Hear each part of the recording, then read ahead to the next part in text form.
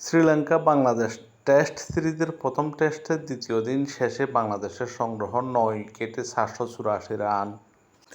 টসে জিতে প্রথমে ব্যাটিংয়ের সিদ্ধান্ত নেয় বাংলাদেশ।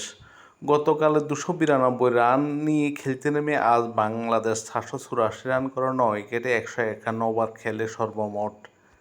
বাংলাদেশের হয়ে এই ম্যাচে সাদমান ইসলাম ৫৩ বলে ১৪ রান করেন। এনামুল হক ১০ বলে কোনো রান না করে প্যাভিলিয়নে ফিরেন। মমিনুল হক ৩৩ বল খেলে ২৯ রান করে আউট হন। এই ম্যাচে দুর্দান্ত ব্যাটিং করেন বাংলাদেশের হয়ে নাজমুল হাসান শান্ত। গতকালের ১৩৬ রান নিয়ে খেলতে নেমে আজ খুব একটা সুবিধা করতে পারেননি তিনি। ১৪৮ রান করে আউট হন। ২৭৯ বল মোকাবেলা করে ১৫টি চার একটি ৬ ছিল তার ১৪৮ রানের ইনিংসে। বাংলাদেশের হয়ে সর্বোচ্চ ১৬৩ রান করেন মুশফিকুর রহিম।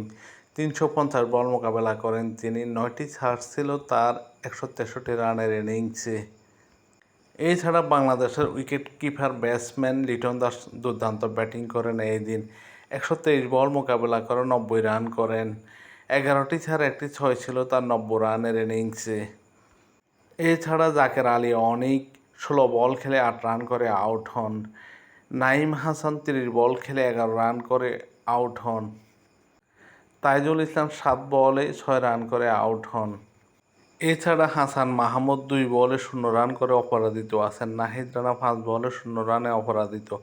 আগামীকাল দুজন আবারও মাঠে নামবেন ব্যাটিং করতে।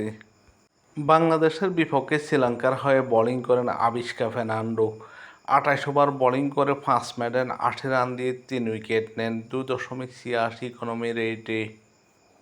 এছাড়া মিলন রত্নায়েক ২২.৪ ওভার বোলিং করে ৬ মেডেন ৩৮ রান দিয়ে ৩ উইকেট শিকার করেন। থারেন্দ্র রত্নায়েক ৪৯.২ ওভার বোলিং করে ৩ মেডেন ১৯৬ রান দিয়ে ৩ উইকেট শিকার করেন। ৩.৯৭ ইকোনমি রেটে বোলিং করেন তিনি। প্রভাত জয়সূরিয়া ৪৮ ওভার বোলিং করে ২টো মেডেন ১৫৪ রান দিয়ে কোনো উইকেট শিকার করতে পারেননি। Dhananjay D Silva ৩ over bowling করে ৭ রান দিয়ে কোনো উইকেট নিতে পারেননি। এই টেস্টে শ্রীলঙ্কার চেয়ে অনেকটা এগিয়ে আছে বাংলাদেশ। হাসান মাহমুদ এবং নাহিদ রানা আগামীকাল ব্যাটিংয়ে নামবেন। দুজন মিলেই বাংলাদেশে কত স্কোর যোগ করতে পারেন সেটাই দেখার বিষয়। শ্রীলঙ্কাকে কত রানের টার্গেট দিতে পারেন। এই ম্যাচে বাংলাদেশের জয় সময়ের ব্যাপার। যদি বাংলাদেশ দলের বোলাররা লাইন লেন্থ বজায় রেখে বোলিং করতে পারে, ৫০০-র কাছাকাছি রান করে বাংলাদেশ দল অনেকটা নির্ভর। এই ম্যাচে বাংলাদেশ দলের বোলাররা একটু দায়িত্বশীল হয়ে বোলিং করলে বাংলাদেশের জয়টা অনেকটা নিশ্চিত। এই ম্যাচে জয় পেলে মুশফিক এবং কি শান্ত সেঞ্চুরি সার্থক হবে।